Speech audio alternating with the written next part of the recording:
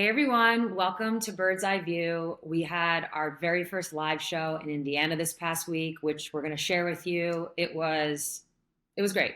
It was a great turnout, great guests, great energy. Honestly, the whole weekend had that vibe from the live shows that we did to Friday Night Skills Challenge, the 3-point contest, and then to the actual All-Star game. And speaking of the game itself, I want to send a congratulations to Nafisa Collier on getting All-Star MVP, but I also want to talk about her efficiency this year. Fee is putting together one of the most well-rounded and elite follow-up seasons that we've seen in a really long time. She's leading the Minnesota Lynx, who sit at the top of the standings, and she's doing it with a level of efficiency that had pretty much everybody whispering early in the season, like, wait, is she about to go 50-40-90? Now, 50-40-90 is a incredibly elite club, so I wanted to explore that a little bit more, but I needed some help in doing that. This special edition of Sue's View is presented by Google Pixel. I'm going to use Gemini Live on Pixel to help me do a bit of a deep dive into something called the 50-40-90 Club, which is when a player shoots 50% from the field, 40% from three, and 90% from the free throw line. Getting in the 50-40-90 Club is hard. In the WNBA, there's only been one player to ever do it. Okay, let's ask Gemini some questions. Hey, Gemini, of the 50-40-90 categories in basketball, which is 50% shooting, 40% from three, and 90% from the free throw line, which is actually the most difficult to attain? That's a great question. While all three percentages are impressive, hitting 90% from the free throw line is generally considered the most challenging.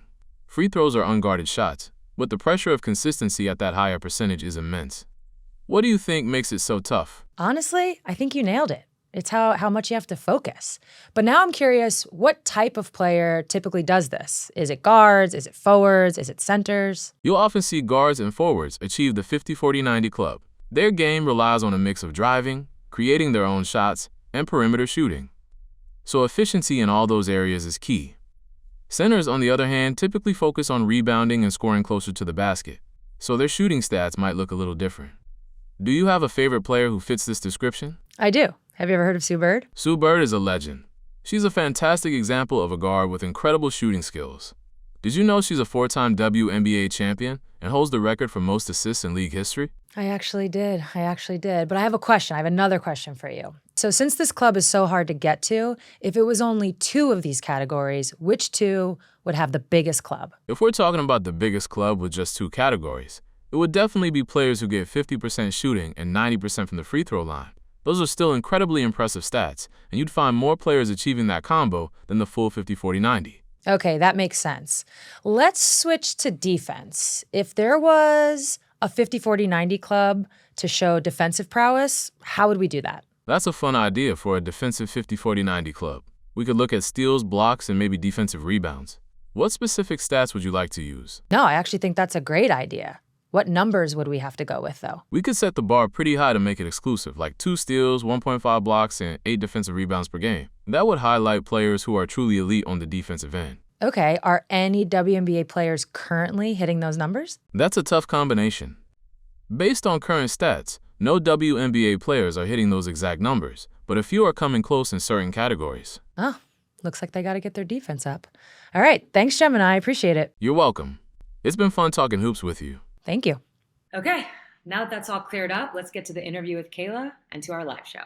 Enjoy.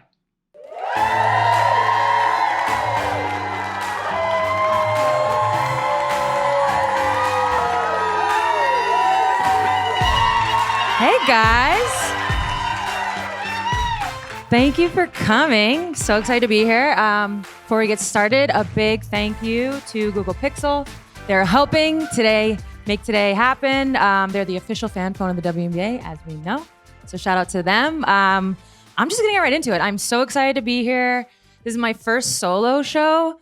I'm like, literally like, where's Megan? Oh, there she is. It's like I'm missing a limb. So welcome to Bird's Eye View.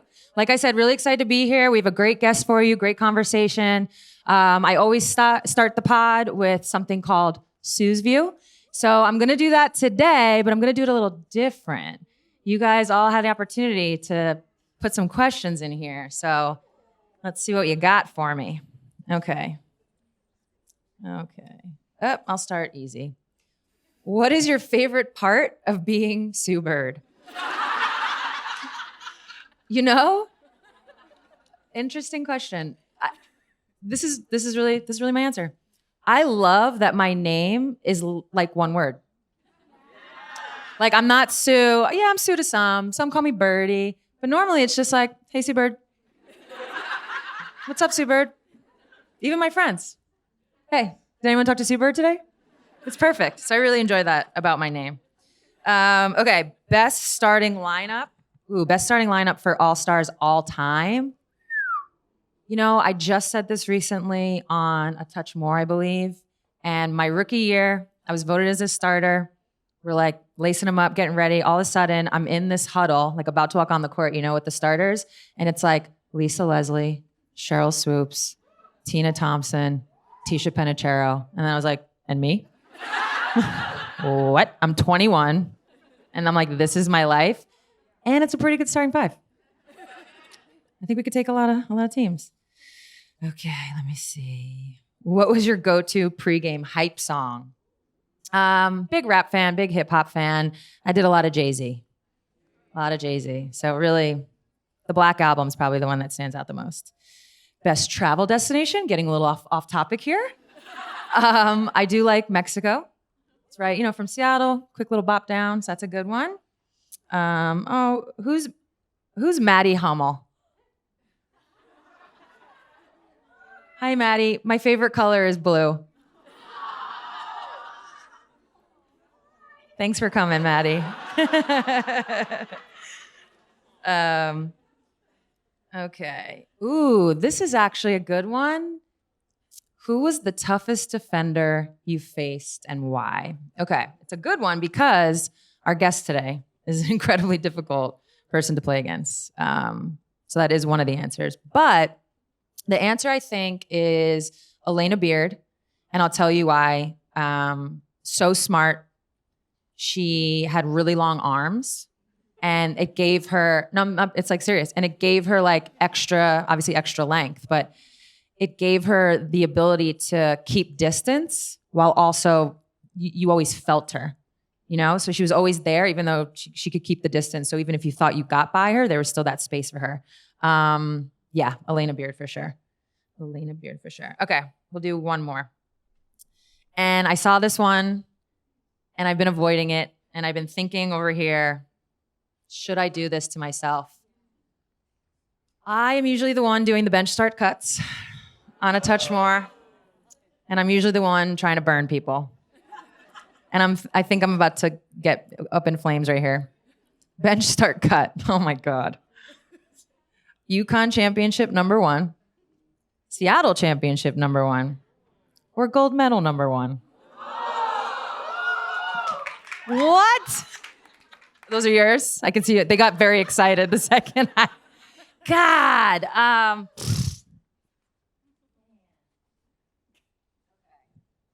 All the first ones.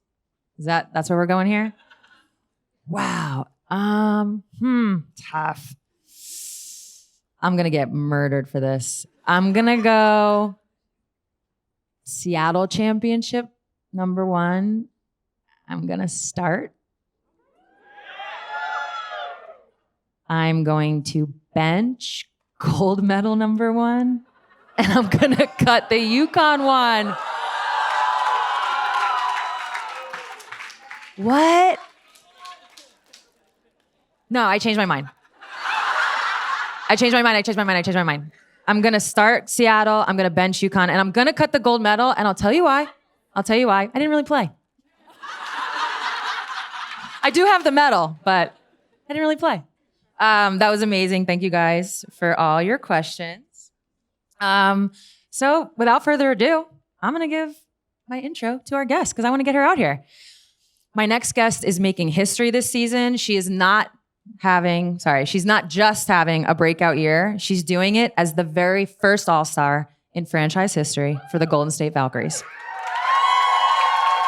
I mean, first ever, she get to have that forever. They're setting the tone out in the Bay. Kayla Thornton has started 22 games this season, logging the most minutes. She's averaging 14 points, 7 rebounds, and over a steal a game. And she's dropped double digits in 18 games this year, including 4 games where she went for more than 20. I think one game was her career high, 29. I obviously got to play against Kayla in her Dallas days. And man, one year I actually even tried to get her to Seattle, but that's, a story for another time. What I remember about playing against her, like literally lining up and seeing that she was about to guard me, it was like 2 feelings I had. The first feeling was like, ugh, God, it's gonna be a long night. And then the second was I felt complimented because Kayla's obviously not a point guard. So if they were putting her on me, they're putting your best defender on me. I was like, wow, this is like a compliment to have this happen. I've watched Kayla grind, elevate, just straight up compete over the years, whether it was Dallas, New York, or now Golden State. She's a WNBA champion, a lockdown defender, and honestly, one of the toughest matchups in the league. Let's welcome Kayla to the stage.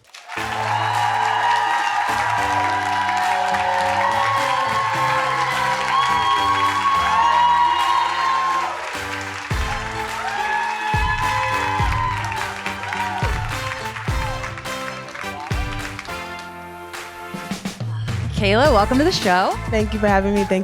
Oh, are you good? How's the weekend been? Are we exhausted? What are we? Yeah, I mean, just bringing it in. I'm kind of lost my voice a little bit, but just enjoying it, embracing it, and having a good time. How was the orange carpet? Oh, it was nerve-wracking, but I enjoyed it. My outfit that I wanted didn't come out, so I had to have a backup, but it worked out perfect. It came out cute, right? And the heels were kind of good. Once I ended off, I put my slides back on, but Smart. Other than that, it was great. It was great. Support for this show comes from Google Pixel. When the extraordinary is possible, never settle for less. For your next phone upgrade, meet the Google Pixel 9 Pro. It's got a stunning new design, the advanced AI power of Gemini, and their best camera yet. It's built to capture everyone in your group in beautiful resolution, including the person taking the photo. Now that's extraordinary. You can learn more about the new Google Pixel 9 with Gemini Live on the Google Store. I always say it's like, if you're not exhausted as an all-star by the time you get to the game, you're not doing it right. Right. You're not doing it right. You got to get out there. You got to experience all of it. The parties, the fun. Obviously, you got some business to do, practice. But if you're not exhausted, you're not doing it right. So Absolutely not. Yeah, good job. Okay, so before we get to like present day and being named to your first All-Star team, I am curious. You grew up in Texas, El Paso. Give it up. Yeah. You went to UTEP, but like, what were some of your early basketball like influences? To be honest with you, I didn't really start playing basketball till like I was like maybe high school. Track was my number one sport. I did read track was your thing. Yeah. What was like the 100 meter hurdles, the 400, long jump, triple jump. Yeah. Okay. So I didn't really start getting serious until like maybe like freshman year of high school. So who was like, yo, you're tall, come over here? Because that's how it happened. Yeah, I mean, where I'm from, like I'm from El Paso, so yeah. So when they see, a black tall, African woman, yes, they just automatically think, oh, she's athletic, she's gonna be great, So that's kind of how it played off. But yeah. So when you're in high school, you're getting going. What part of the game were you, from like an actual playing standpoint, like what came easy to you? Everything, because the company.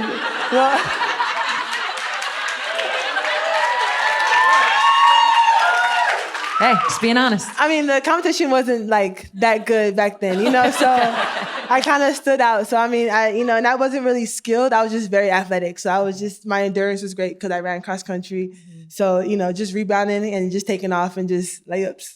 So then so because you got a little bit of a late start, I mean, starting your freshman year is, compared to a lot of other players, really late. How did that impact getting recruited and like that process? I didn't have like the full like AU stuff experience and getting exposed. So it did a little bit, but I'm big with my faith and just knowing that God always has a plan, so it was kind of like my senior year where I started kind of getting looked at and whatnot, and I didn't want to leave home, so I was really hoping that my UTEP would come out, and she did finally at one game, and that's all I was looking for. Like, that's all that mattered. And it happened. So I stayed home. Yeah. Yeah, so it worked out. Well, yeah, you mentioned going to UTEP, played 4 years. You're still the leading scorer in school history. Yeah. A lot of other records too. You were 2-time all defensive, like on the all defensive team. So it's 2014. You're about to graduate. Right. What are you thinking in regards to the WNBA? Yeah, I mean, it was a dream. I always wanted to be in it, but obviously, like, I didn't know how I was going to, get there. I didn't think I was going to get drafted, but I was in class and my agent had called and said, like, I got a training camp offer to Washington. And I was like, yo, teacher, hold on. I got to step out real quick. I don't need you anymore. Yeah, right. I'm on my way. Yeah, and I, got a call. Like, I was excited. I called my family and stuff like that. And I was like, hey, I got to go, but I'll be doing my classes online. So, So, yeah, that was, like, the first, and I was, like, ecstatic about that. Yeah. Okay, so you weren't necessarily, like, expecting and or disappointed to not be drafted. You were more just excited to have any opportunity. Right, any opportunity. That's like a fair way. Okay. So then you get to DC, which was the first team that you tried out for. You're in training camp. What's like your first, everyone's first training camp is just like, whoa. It's so much. There's so much lingo and language and teaching and competitiveness, and it's a whole new world. So like, what are you feeling in that first training camp? Yeah, it was nerve-wracking. It was like I really couldn't even sleep. Like, I would go home because you never know, like, when you're trying to make a team, like, you don't know if you can get cut or not the first day. So it was just mostly just like, just trying to do my best, but just be who I am as well, But it was very tough. And I think back then when I was in the training camp, I was with like Ivory Lotta and Kayla Lawson and a few others. And they were kind of some tough vets. And I think back then, that's when you guys had the whole hazing thing. And what were they doing? Yeah. I would like to go on record. I never hazed. Because as a rookie, I didn't want to be hazed. So when I got older, I was like, yeah, I got it. I don't know. Who wants to do that? What were they doing? That was kind of big. I mean, for me, like, I come from like, we all have hands and we all can walk, so like, you can get your own shoes and stuff. So like, it was picking up Kayla Lawson's shoes. Shout out to Kayla Lawson, and putting her, her shoes back. And I was just like, what? They're like, yeah, you just have to do it. You're the rookie. Just shut up. Just do it, right? Going to go buy coffee and stuff like that. And I'm like, yo, like, am I here to play basketball or am I somebody's like assistant, So that was kind of tough. For me. That is tough. For sure. Was Mike Tebow there? Yes. Yeah. Okay. Well, I'm assuming that response is because you did get to the final day of cuts, but you were eventually waived. Yes. I would love for you to tell everybody just, yes, I want to hear the experience of being brought into the, probably the coach's office to be told that news, but then just the first couple days after that. Yeah, I mean, when I got called in, my stomach was just dropped. Like, I couldn't eat. My mouth was like, and I was just like, okay, this can either go a good thing or a bad thing. And so when I got in, he's like, you had a great training camp. But so as soon as I heard, but like my body just went numb, and I'm just like, yeah, okay, that's it. And he kind of just said, like, I was undersized 4, and I needed to kind of like work on my guard skills at that time and stuff like that. So at that time, I wasn't trying to hear that. I was just like, okay, well, thank you. But I didn't say that. I just looked at him like, And then I just remember myself just walking back into the gym, and I sat down, and I was just tearing. So I'm a very competitive person, and I don't like the word no or being rejected or anything like that. Course, yeah. And I called my mom, and she talked me through it, and it was kind of rough after that. It took me about a week to kind of recover from that, but I had to make a decision, like, okay, is that it, or am I going to keep going? And I decided to go, the route of, I'm not going to let this stop me. Okay, so a lot of times what happens is like a player goes on waivers, and then teams have 10 days to pick them up, and it's then the contract that they were under goes with them after those 10 days. It's like you get to start over and negotiate what you want. So for those 10 days, are you waiting? Is your agent telling you hey, stay in shape? So you're still working out? Yeah, but nothing happened. Right. No, I know. Yeah, I know. I read the bio. Yeah. But I'm curious, just honestly, if we fast forward another year, you go back to DC. Right. You would think, right? Yeah. But yeah. I mean, Were I you like, kinda, I'm gonna show you my guard skills? You right? said you want to see guard skills? Yeah, I went to go play overseas in Israel, and I worked on myself, and I did it. And then when they called, I was like, you know what? That's my Bet. second Yeah. opportunity, right? You can continue now. Okay. Yeah. So you go back to training camp, and and the good news is you make the team. Right. So you don't get picked up on waivers that 1 year, but you go back, and we're gonna get into Israel and overseas in a second. You go back, you make the team, Right. but then you get waived after 10 games. Oh, child. Yes. So yeah. So now, what is like your internal? Yeah. What's like your inner monologue like? Now it's just like, okay, I made it in. All right, good. You know, not getting comfortable, but I'm thinking like, all right, this is my opportunity. And then like 10 games in, I'm doing good, you know, just being who I am and stuff like that. And I remember this day I was with our mentee Harrington. I don't know if you know her. Of course. She's like one of my mentors. And we were going to, yes. Yeah. And we were going shopping and we were driving. We haven't even made it to the mall yet. And I get a call from Mike Tebow. Oh my God. Mike Tebow catching strays today. Right. And like my stomach just dropped because like what coach is calling you on your off day, right? Yeah. He's like, hey, can you come to the office? So I was like, Arminty, can you take me to the gym? She's like, yeah. She's like, girl, this is gonna be the last time I see you. And that is what it's like. Yeah. Because I just knew, He could have just told me over the phone. He wanted to come back in. So I was just like, oh man, here we go. So she brought me in and stuff like that. And I went up to his office again, sat in the same chair that I got cut in before, you know, looked at him. And that was that. Well, you know, we had the rights to somebody else and, you know, you were the decision that we needed to make, you know, but it's nothing that you did. And I said, same look. Yeah, and then I think after that kind of like hit me because I'm just like, dang, so what now, you know? But again, I prayed, God opened another door, and then that led to me going overseas and then Dallas. Right. Oh, no, we're going to get to Dallas for sure. So very quickly, it's so true because a lot of time, like some of my memories is like, you'll be in the training room or in the locker room and, you know, someone who works for the team comes in, they're like, hey, so-and-so, like, can you come to the coach's office? And all of us are like, oh no, we know, like, you know what's happening, but you're not going to say anything in that moment. Right. And then they come back and then you're like, what happened? Even though you know, Right, and you right. have to like share in that moment. I mean, it's like, obviously it connects you to different people in that way, but it's also just like a really hard moment. So to get the call with your teammate, our mentee must have been like, damn. Yeah, she knew. Yeah. But she was trying to play it off. Yeah. So actually let's talk about overseas a little bit because as we have established, it's been a long weekend, guys. Apparently, even when you're not an all-star, you're exhausted. You know, you try one time, you get cut. You try another time, but then you actually like skipped a year. So first of all, what happened in 2016 that were you even in a camp? No, I think I was just playing overseas. I think I had got a final, like a big offer. I think at that time, South Korea was kind of big and my agent got this deal and I did that. And I was just like, you know what, I'm just going to take time and just really work. And I went overseas, went to South Korea, and that's kind of like a hard league to play in.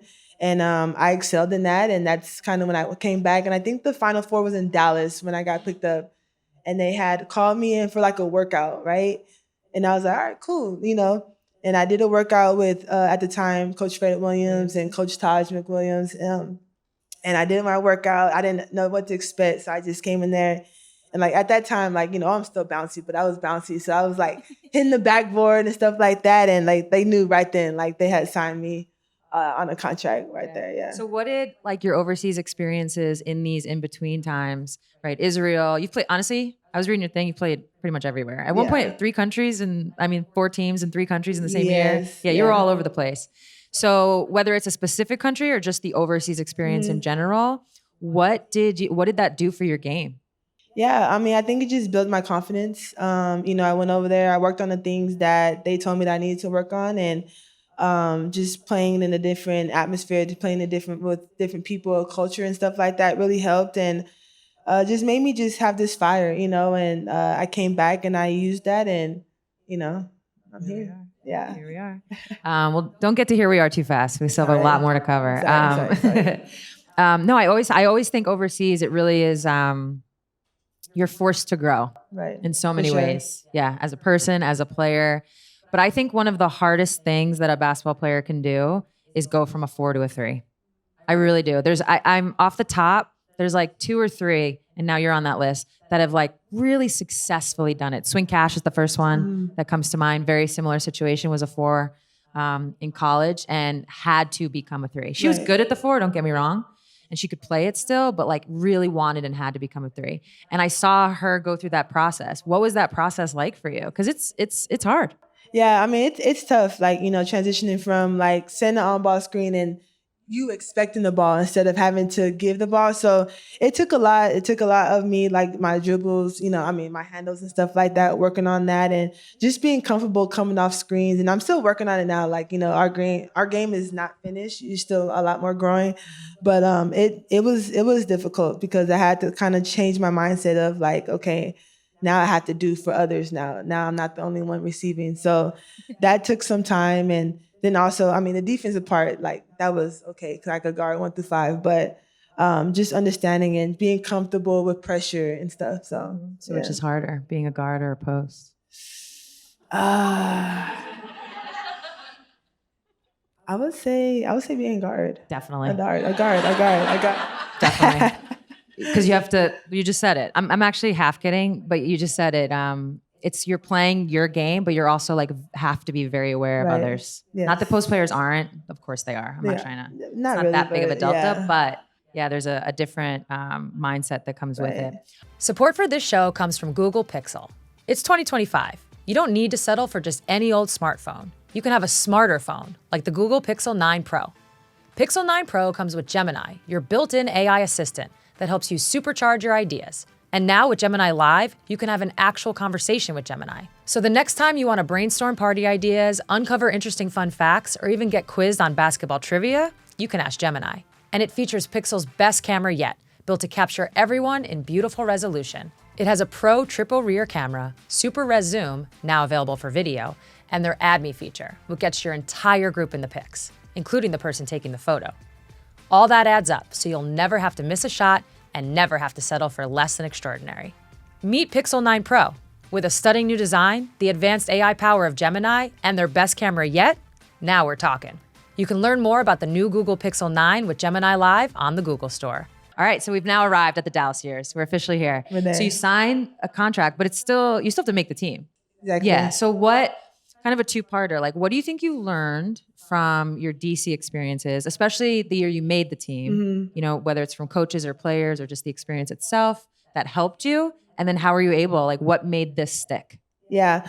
I think also too, understanding that, when I was first there, I was kind of a timid player, so like I would work on things, but not fully like translated over to the game. I was kind of like timid and, nervous of like, okay, if I miss this shot, then like he's going to take me out. If I miss this defensive objective, I'm going to, so that kind of like was in the back of my mind. I wasn't really free, so I would say going to Dallas, I was a little more freer. I was like, you know what, hey, like if you don't fail, then how can you learn from it? So I kind of had that type of mindset and just working hard, just being the first one in the gym, the last one to leave, and having that like work ethic mindset. And it's worked for me. Yeah, absolutely. So you spent 6 seasons. You signed like at 2 different points, contract Right. extensions. Like this is your place. Alicia Clark, and I'm bringing her up for 2 reasons, but Alicia Clark always used to tell this story about, and I've mentioned on the podcast when I had Kate Martin on actually, about never feeling like she could unpack her bags. Like even into her second, third year, like I can't unpack, like just in case I get that call, like, hey, come to the office. Did you does that resonate? Okay, you're nodding. Oh, for that sure. resonates. Yeah. For sure. So what is that just like emotionally like? Yeah, it's tough. Of course I unpacked my bags. But no, just to have that thought, like, especially me going through it twice, that's kind of what made me who I am today. Like, I'm not comfortable because you just never know. Like, when you have that mindset, then like you can't go wrong. But once you get complacent and, oh, I made it, then it's like, okay, well, what else, So I'm always have this like, Even now. Even now. you just never know. But that's what keeps me going, you know. So I just had that because I'm just like, look, I could be playing and then next thing I'm gone. So that kind of like has driven me. Yeah. What I love about your story is you've kind of had like a few different evolutions, you know, like as a player. I would actually consider you. I did a little bit of like a deep dive research on this, and I was trying to think back, and this is why I also brought up Alicia Clark. I was trying to think back, like what 3-and-D players have been in our league like successfully. 3-and-D means you can shoot threes and play defense. It's like it's a term that's used in all basketball, and it sounds so simple, but it's like arguably one of the more important positions to fill, to have a player that can space the floor on offense and guard other teams' best players. And there really haven't been that many. Like I think AC, I came up with AC, Leonie Phoebus now, I think is a 3-and-D player. And then honestly, I was asking even like Rebecca Lobo, Ryan Ruocco, Holly Rowe, I was like, guys, can you think of any? And Rebecca was like, oh, Brooke Wyckoff, which is literally from, shout out Brooke. But it's literally like 20 years. Yeah, you don't even know who she is, huh? Sorry. Yeah. Tough for me. Sorry. It's okay. She played at Florida State, coaches at Florida State now, I believe, or did still. Thank you. Shout out, Mahima. See you. Played for the Connecticut Sun, Chicago Sky. And like, there just really hasn't been that many. And I would call you a 3-and-D player, but then back to this evolution part, you're more than that now. But did you kind of understand that the 3-and-D was going to be how you were able to have like staying power in this league? Was that like something you ever talked about or somebody talked to you about? Not really. I think it's the first time you're hearing 3-and-D. Really? Yeah. I ain't never heard that. That's a first. Learn 3-and-D. something new. Yeah, nice, 3-and-D. nice. Yeah, I think sorry. I'm like, they use it everywhere. Sorry. Everybody knows it. Let me educate you guys. Right, I was supposed to go along with you. Sorry. Well, you're a 3-and-D player, and I think you. Thank you. No, you are, and I feel like obviously I never played with you, but played against you for all those years. It was like outside looking in, it was like, oh, like the games and the years where you had better 3-point shooting years. It was like they couldn't take you off the floor. You know, it's like has such an impact. So okay, obviously it wasn't something you were thinking about, but looking back, Yeah. do you feel ownership? Like, does that land for you? Yeah, definitely. I think just the teams that I played on, of course, I'm a defensive mindset, but I also had to execute on offense as well, so being able to capitalize on that and make that my strong point, that kind of helped because it did keep me on the floor where I can be a stretch and score at the same time, but also play defense. Right. It's funny in my notes. It was like, ask her the first time she heard the term 3-and-D. Today. Today's years old. But you bring up defense, and you are currently top 10 in the league in defensive rating. Shout out. I think you mentioned, you already kind of talked about like, you were so athletic, you find basketball, but I am curious, basically, did you find defense or did defense find you? I think defense, I found defense. You found defense. Yeah. So that's really the question is this like something you're actually passionate about? Absolutely. Okay. Yeah. Where does that come from? Just I think high school, just having like a dog mentality, I think it comes from like my dad. My dad was a defender when he played and stuff like that.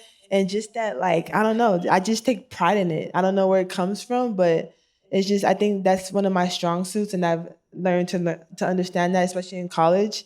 And I've always just took pride on that. Yeah. Is it, I know some players, they watch a lot of film of the competition they're about to face. Is that something you do, like the studying aspect? Yeah. What's that like for you? Well, I mean, you can't tell it all. No, yeah. You're right. But that's one aspect of understanding who I'm guarding at the time and understanding what they like, their weaknesses and stuff like that, and how to take them out. Because defense is understanding, who you're playing. That's half the job, right? And then the other half is just going out there and just doing it. But once you can understand that player and their mindset and how they think, ways you can take them out the game and stuff like that, your job's already done. I mean, yeah, you guarded me. I'm aware. I know the feeling. It's a little tough. I know. I said it earlier in the intro, but it really is true. Every time that we were ever matched up, I mean, for me personally, because you have so much length and you're so much taller, it was just like a nightmare for me. Yeah. I felt like engulfed. Yeah. I felt like eaten up by like your presence. So yeah, Sorry. that was fun. Sorry. So when you think back to those Dallas years, like I said, 6 seasons, like what are some of the warm and fuzzies about that experience? I mean, first of all, it's just a blessing that they allowed me to, to get back in the league. And, unfortunately, I kind of went through maybe Fred, Brian, Vicky.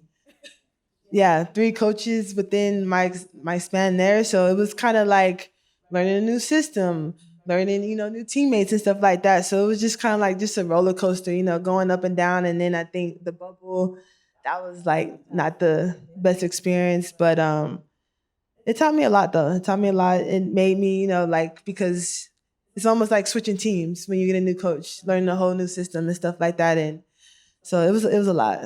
Yeah. So Fred to Brian to Vicky. Do you want to bench start cut them? Just kidding. No, we can. Okay. We can. 2 would be hard, but we're cutting Brian out. Brian's out? We're cutting him. I played for Brian. Sorry. Yeah. Yeah, sorry. Yeah, we're cutting him. We'll finish. We're cutting him. We're starting Fred Williams, and we're benching, Vicky. Yeah. So you didn't like playing for Brian? Why? I mean, I'm not trying to get spicy. I'm actually not trying to get spicy, but this is what I would say. I played for Brian, I think for 6 seasons he was in Seattle. We won a championship, so I do have a lot of fond memories, right. But he's hard. Very. Yeah, and you know what he's gonna do? He's gonna see something in you, especially as a defender, and he's gonna poke. And he's gonna be so hard on you. Was that the kind of attention Brian was giving you? Is this live? No. No? You know what? Do you wanna move on?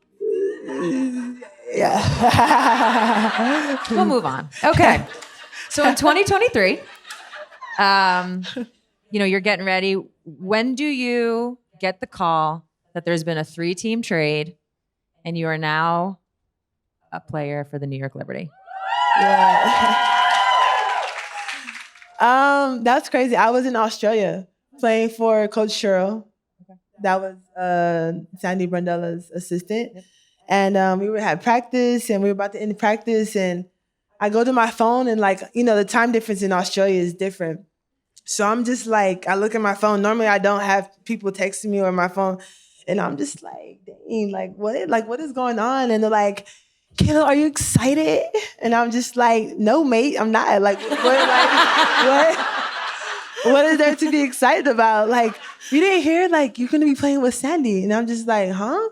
The playing with Sandy? Yeah, That's playing with Sandy. I'm not like... Stewie, not Sabrina. None of that? None of that. You're Sandy? Playing with Sandy. And I was very confused, and I'm just like, no. So I look at my phone. My agent's like, call me as soon as you see this message and stuff like that. So I'm just like, okay. So I call, and they're like, hey, you've been traded to New York. And I said, oh. Okay. It didn't dwell in, it didn't seek in yet until I got out of practice. I was walking to my car, and I was just like, dang. Because, I've been in Dallas for 6 years. And I've from built, Texas. Texas, yeah, right. No, I get it, yeah. So I was like, oh, man. So, of course, I called my mom and stuff. We talked, and I was kind of sad and stuff. And I was just like, dang, this is going to be another movement, another getting out my comfort zone. I'm going to New York. I didn't like New York. I could tell. Yeah, I didn't like New York. It was too busy. I'm a country girl, so I to be able to get in my car, drive to Walmart, and park and stuff like that, and and they're like, here's this Metro card. Yeah, exactly. Good luck. Right. Good luck. You got to carry a little scooter to go to the grocery store and all that. Grind. Yeah, so I was just like, well, this is gonna be a major move for me. Going from Texas to New York, it's crazy. But I mean, I played overseas. I've learned to understand and embrace change and culture and stuff like that. So I knew I could handle it. Yeah. So how long were you in mourning versus when you kind of maybe zoomed out a little bit and you're like, okay, what you just said, but also, wow, look at the roster then I'm Yeah. joining. I'm now in playoff contention where, if we're being honest about the Dallas years, you guys, it just felt like you couldn't get over the hump. Like, you'd make the playoffs, you'd lose in the first round, but then like next year you'd have all these expectations. Someone would get hurt. So-and-so was this. So it's like, you could Right. never like build the momentum Right. there. But now you're on this roster where it's like probably championship or bust from the start. For sure. So, I mean, it took me a while. I wasn't thinking of that at the time because I was just thinking of like, dang, moving, friends, Think family. about Walmart. You're thinking about Walmart. Right. Walmart. Yes. So it took me a while, and then I couldn't mourn too much because I had I was playing over there, so I had to kind of like switch gears and stuff like that. But once I kind of realized and I saw who they got, JJ and all that, I'm just like, okay, we could do something. And then JK had called me. He kind of told me his plan and his vision for me. So I'm just like, okay, this is probably gonna be my time to finally win a championship, and I think I'm ready. So that kind of like changed it, and I'm just like in Dallas. Yes, it was hopeful, but not too. Right. Yeah. It's funny. My memory of the trade, and you could probably, who was involved? Do you remember exactly? It was Natasha Howard. Right. Natasha Howard to Dallas. You go to New York, but there was another one. Yeah. Not too sure. Okay. Because there's like the 3 team of it all gets JJ to New York as well. Somebody went to Connecticut. I don't know. Yeah. Doesn't matter. Yeah. Because I remember thinking like, we're all hearing rumors that Right. JJ wants to get to New York, and like, what's going to happen? How's it going Right. to happen? And then like Natasha Howard, okay, that makes sense. And then when I saw your name, I was like, oh, someone needs to be fired for this. Because it was like Natasha going to Dallas, JJ going to New York, and then whoever to Connecticut. Like that felt fair. That felt like it made some sense. For you to also go to New York, I was like, this is some bullshit. Like, you guys are it's like the rich get richer kind of a feeling in that trade. So I guess shout out to Jonathan. I don't know. Right. The GM of New York. Hima, were you there too? Yeah. Yeah. Great job. Yeah. Congratulations. I just remember like seeing it, and I wasn't playing or anything. So there was no that feeling, but I was like, man, that's like a steal. They stole you. For Yeah, sure. that was a theft. So you're in New York for 2 seasons. You guys make 2 finals appearances. I'm assuming, I feel like I know the answer to this question, but how did the loss in the 2023 finals like motivate all of you to then head into 2024? Yeah, that was a tough one. I can still remember to this day, I think we kind of, the thought that, they had some players out and we didn't think that it was going to be easy. Like, we didn't have that mindset, but, you just get relaxed when Chelsea Gray's not going to play, or they're not going to have this. And it killed us, and to lose how we did, like it really hurt. And I think it took some of us maybe like 2 months to get over that. Yeah. Probably until we got back I'm to training camp. pretty sure Stewie still thinks about like the last play. Oh, for sure. Yeah. For sure. I'm pretty sure she still thinks about For it. sure. But you obviously the next year go on to win. So we have Yeah. a WNBA champion in the house.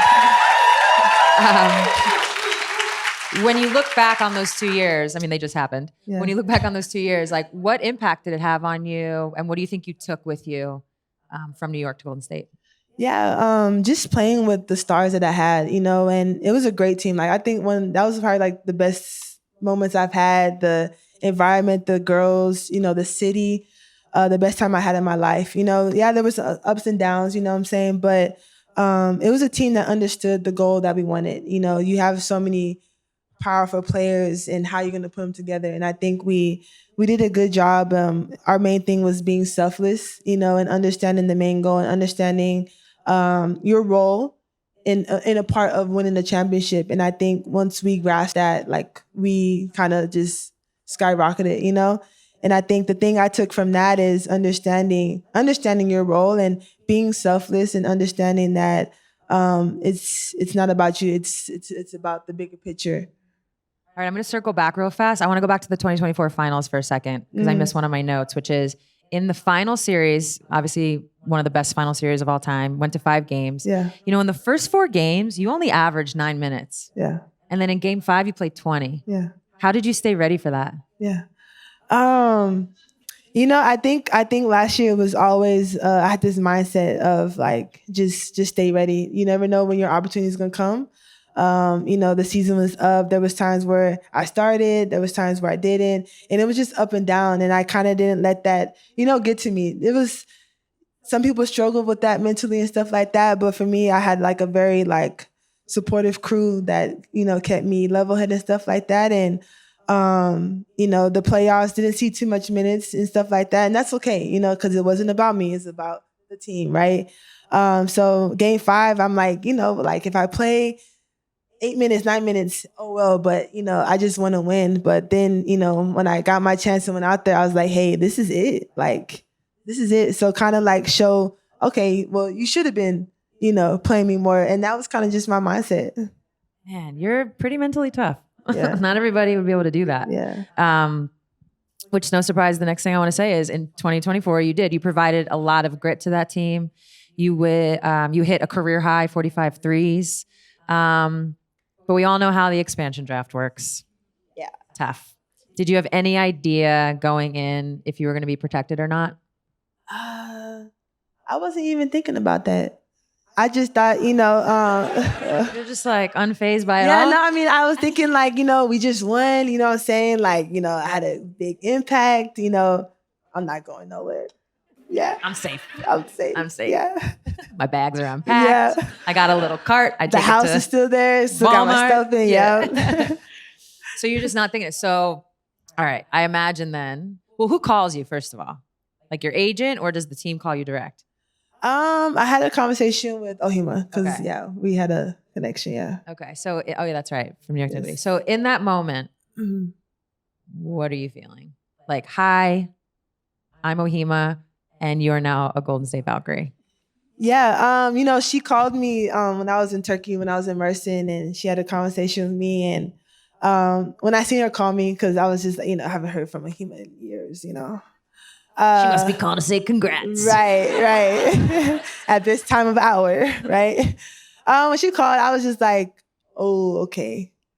This might be it. And we had a talk, and after that talk, I felt great. And I was just like, you know what? This is time for me to get from under the shadows and, blossom and have the opportunity. And, she gave that to me, and, grateful. That's amazing. So you go out to Golden State. Yeah. You guys like report for camp, for lack of a better. What's your first impressions? Just like it's a brand new franchise, but you got a really nice practice facility. Beautiful. Purple and black everywhere. I've seen it. It's gorgeous. But they're saying this word Valhalla. Are you like, what the fuck? Yeah, I was like, when we were doing our media stuff, right? And they like, when I first got there, because I had some stuff to do, and they were just like, so this is going to be Valhalla. But like at first, like I'm just like, what? And I'm thinking like Valhalla is like a video. Like I play video games. So I'm just like, that's a video game. Like they're like, no, it's Valhalla.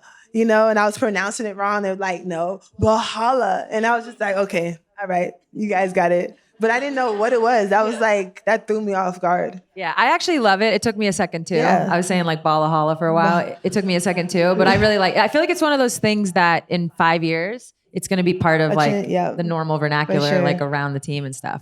But what were some of your impressions just of like you're meeting, Natalie for the first time, you're meeting all your teammates. Yeah. It's like I said, brand new city, brand new fan base. Like, what's the feeling? Yeah, no, when I first went to San Francisco, like just the vibes, the people just welcomed me in so great. I was there for the celebrity game. So that was nice to be there. And like when they announced me and said like, this is our player for Golden State Valkyries, like they went crazy. Like I think they've been waiting years for a women's team to be there. So to finally see that come was great, but just warm. And, the coaches, Coach Nat, all their coaching staffs was just, the vibes are just great. When you just go into a place and you just feel warm, you feel at home, that's kind of like what it felt. And great people. Yeah.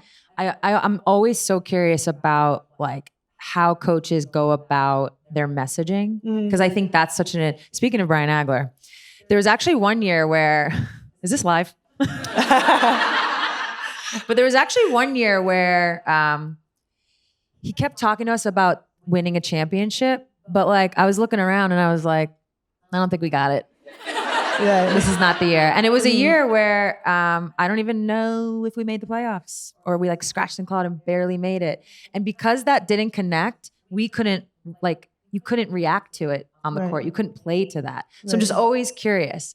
It's an expansion team. Right. It's a brand new franchise. Right. You have a locker room, which I think is to all of your benefit. You have a locker room of players that probably have a similar story to yours, where they've made teams, they've been cut, they've been around, they have to be mentally tough, Right. and they have to have that grit. So what is like that messaging as you guys are approaching the season? Yeah, I mean, I think you've heard it before. One of our players, Tammy, she's always said we're a bunch of 6 women. Yeah. You know, and I think that's what it really is. Like people that been cut, they've been down. You know, and to have this opportunity and now to finally come together, like we don't care nothing else but to go out there and play hard for each other and have that joy. And I think that's kind of what people see out there, and that's what we feel. And it's a great feeling. Yeah. I also jokingly call you guys EuroLeague light. Yeah.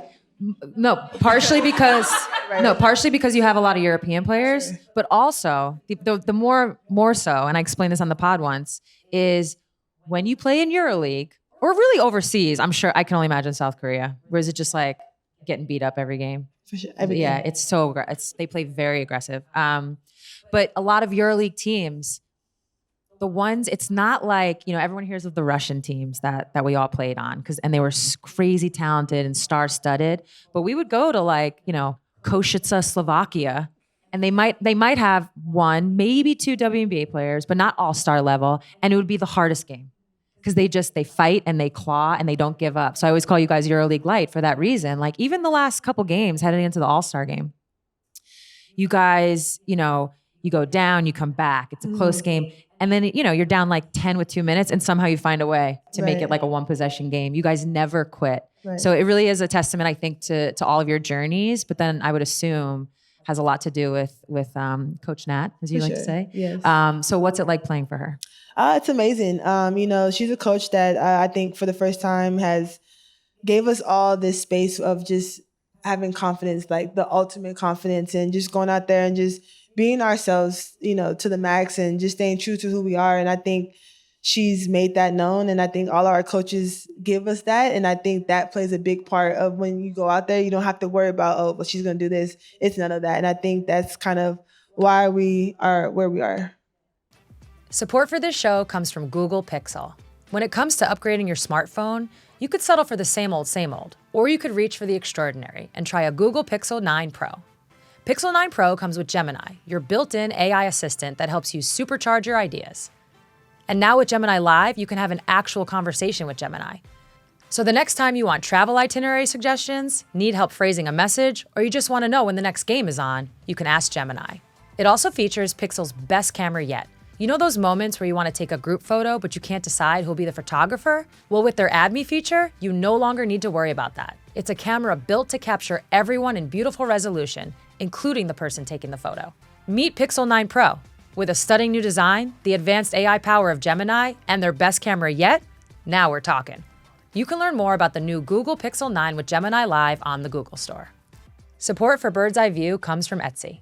As these ladies dominate the game on the court, stars Cameron Brink, Skylar Diggins, Nneka Ogwumike, and Brianna Stewart are dominating off the court as well, and teaming up with Etsy to show how their style travels. With an exclusive collection from Etsy, these athletes showcase their coveted personal style with the help of Etsy sellers. By blending self-expression with craftsmanship, this collaboration is more than a drop.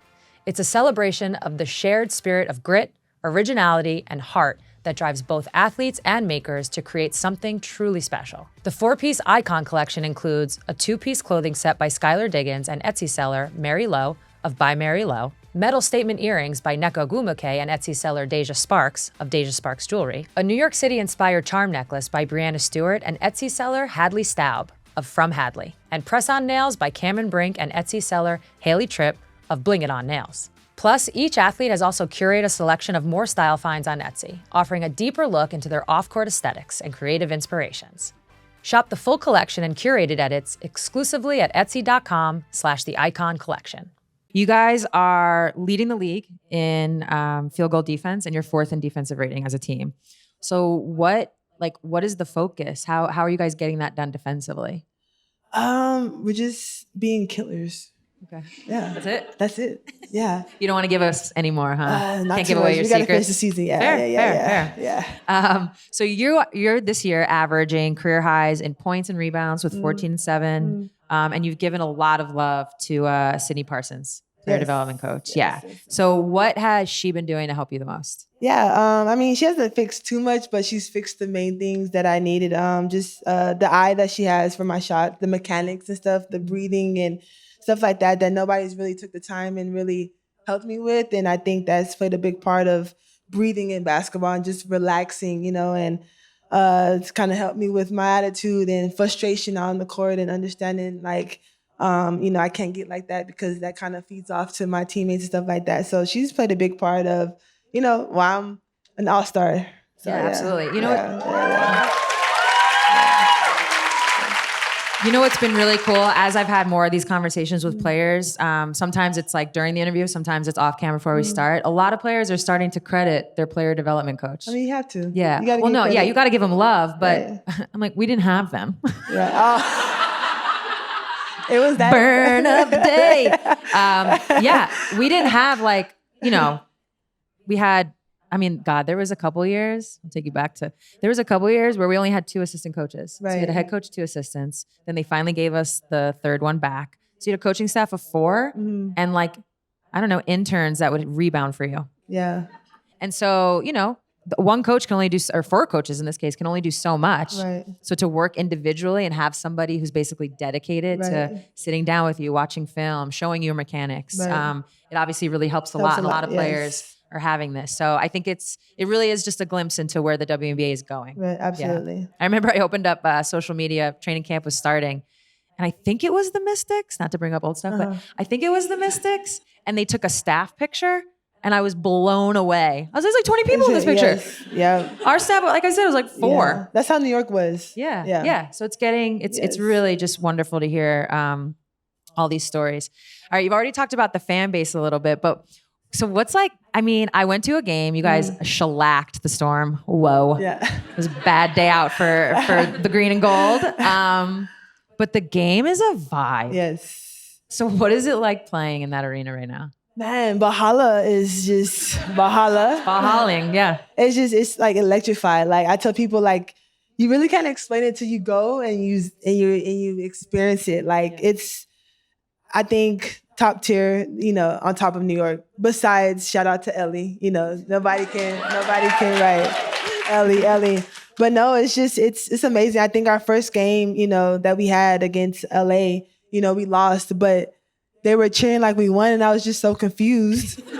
Like, y'all, we just lost. I understand this is like a new franchise, so we have to like teach you guys, like, don't cheer too much for the other team when they get called out. Like they were like, Kelsey Plum, woo! And we're just like, okay, that's supposed to be for us, but we're just like, look, let's give them grace. This is their first time. Like we have new fans that don't know how this works, so they kind of caught on. So like, when they boo, that's, so it's been amazing. It's been amazing. You're already having such an impact on the franchise, and it's really no surprise. Again, given just kind of like all that you've been through, you're really like the perfect player to start a franchise that's just starting. You're really able to like leave a lot of your fingerprints on it.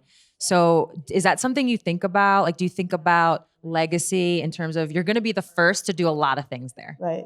No, for sure. I don't really think about stuff. I don't like to think about stuff like that because then you get caught up into it. You know what I always say though? They only ask you about legacy if you've already done it. So Right. you're doing something. Right. You're doing something here. Yeah. Give it up. That was bad. That was a bad one. Yeah. But no, it's an honor. It's a testament to our players, our coaches, the hard work we put in, and that's all I can say. Like, it's a first of a lifetime for all of it, but it's great to sit back and see like, dang, like, what, I am doing this and stuff like that. So I could take a little, bit of, pride in that and, take that in and just be thankful for that. Yeah, well, like I said, you're doing something right. That's why you're here in Indiana, your very first All-Star. What was that phone call like? Well, finally, you're getting a good call. Yeah. Well, I didn't really get the phone call because I was in practice. And then I got to my phone And then like normally I don't read my voicemails, but I had a voicemail from a random number, but it said, "Hello, this is Kathy Engelbert." So I was just like, what does Kathy want? Like who, but like what? So like, I opened the voicemail and it's like, "Hey, hello, this is Kathy Engelbert, and I just want to say that you are, 20 All-Star." And I was like, whoa. Yeah. Yeah. Whoa. I said, whoa. I was like, whoa. Like, I was just like, whoa. Were you like, whoa? Yeah, I was like, whoa. Yeah. Yeah. So, okay. So you put the phone down. Are you like, out? I mean, yeah, you're like, whoa, but. I was at the gym. I was actually, we finished practice and, Lady O, she had talked to me about something. And I went back to her and I was just like, yo. And she was like, yeah, but we can't tell nobody, da. But I had told my mom, and then I did tell two people because I couldn't keep them from them. Of course. I had to be in Kate Martin. Yeah. What are we calling her? What are we calling her? Is that her booty cheeks? Like, booty cheeks, yeah.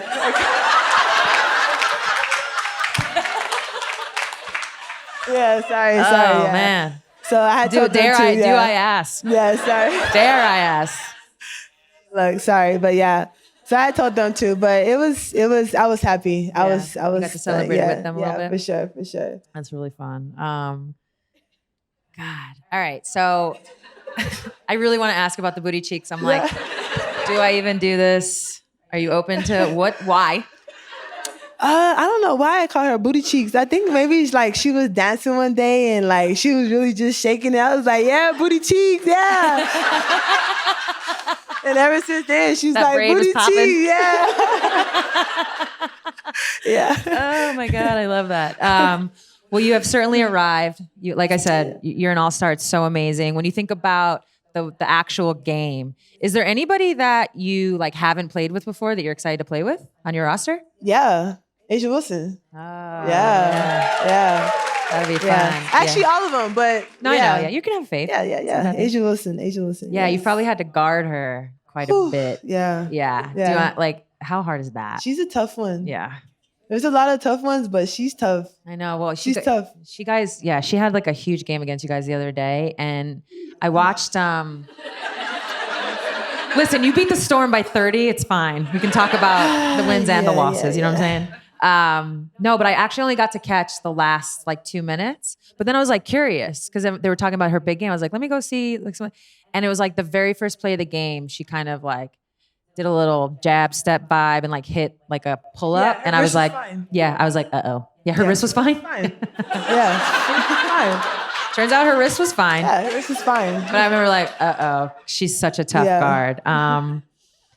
Well, man, I mean, I'm just so happy for you. I really feel like I've been able to watch you grow, like from afar for sure. But it's been fun to watch play. I always love like, who doesn't? The underdog story. And it's been really, really fun to watch you. I don't know if you know this, but including you, there have only been 7 undrafted players to make the All-Star team. Wow. 7 in the history of the league.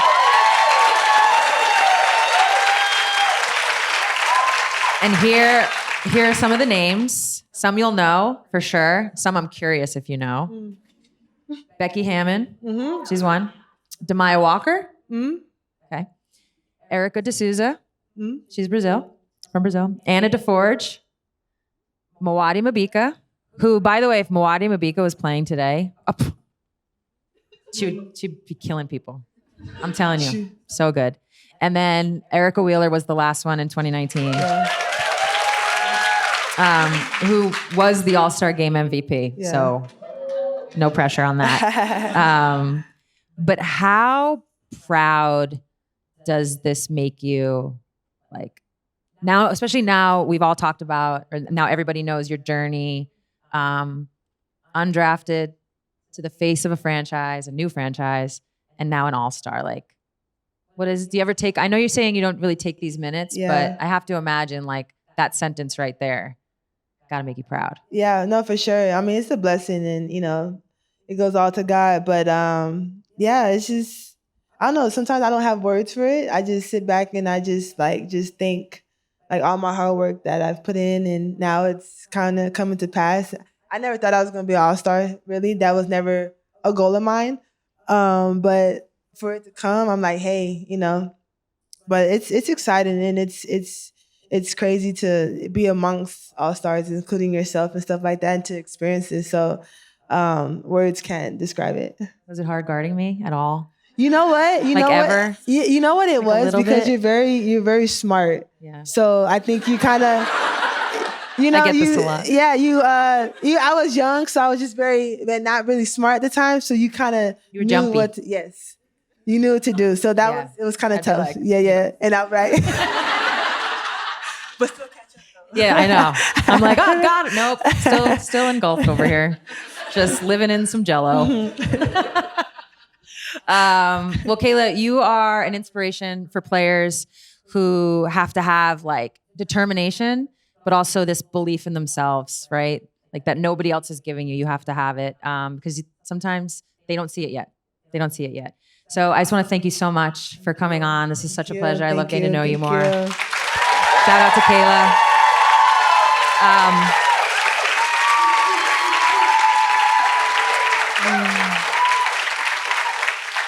Got to give a quick shout again. Thank you to Google Pixel. Yes. Google Pixel is challenging fans to step into the future of the game using Google's technology to elevate every moment and keep them ahead of what's next.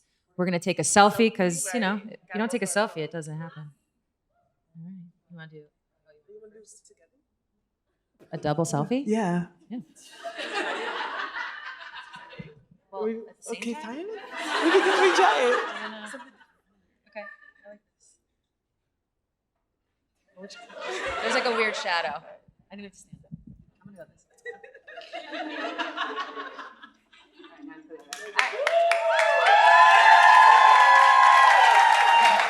Amazing. Thank you guys for coming. Shout out to Kayla. Good luck in the game tomorrow. All right, that's it. This episode is a co-production of Together and Vox Media. Our producers are Tommy Alter, Jason Gallagher, Richie Bozek, Harry Krinsky, and Jess Clarendon, Melanie Carter, and a special thanks to Ramon Dampour. Support for this show comes from Google Pixel. You can make magic happen with Google Pixel. Use it to create amazing photos and videos, get more done, and keep your info safe. Plus, it comes built in with Gemini, your handy AI assistant made to help supercharge your ideas, making your smartphone a smarter phone. Meet Pixel 9 Pro, a stunning new design, the advanced AI power of Gemini, and their best camera yet. You can learn more about the new Google Pixel 9 with Gemini Live on the Google Store. Sequences shortened. Gemini Live available for ages 18+, compatible with certain features and with certain accounts. Results for illustrative purposes and may vary. Check responses for accuracy.